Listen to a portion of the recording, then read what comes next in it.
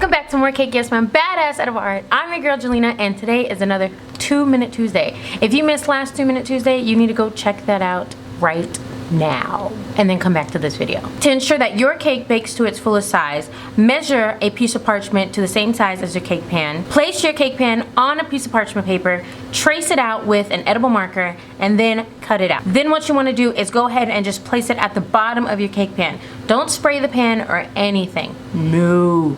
And then go ahead and pour your batter a third of a way up. Place your pan in the oven to bake at whatever temperature that it needs to bake at, and then once it's finished, take it out. Obviously let it cool. I like to set my cake in the freezer so it can cool faster and chill. And then what I do, then using a butter knife or maybe even a small spatula, I scrape the inside of the cake pan edges all the way around, nice and clean and very slowly, to ensure that I do not, stab the cake. Then all I do is I flip my cake upside down and it releases easy peasy lemon squeezy, okay? Lemon squeezy. You take the parchment paper off and bam! There you go, you have a perfect, in this case, 6-inch cake. You can use any type of spray or any kind of cake goop or whatever you want to use to release your cakes from the pan. But what I found is that anytime I've used any of those, even when I used to butter and flour my pan, it will shrink my cake, because at the end of the day, that's what butter does to it.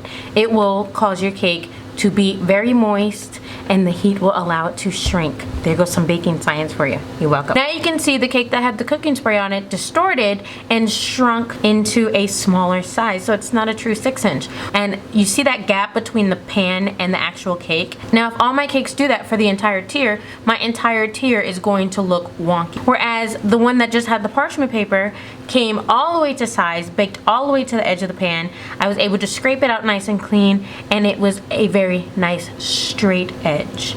Now you want to make sure that that's what your cakes live up to, its full potential. Thank you for joining me for another 2 Minute Tuesday. I hope this 2 Minute Tuesday tip has helped you out in your baking cake endeavor. If there's anything that you're struggling with, go ahead and comment down below and maybe I'll add that to a 2 Minute Tuesday. Alright, I'll check you guys out later. Bye!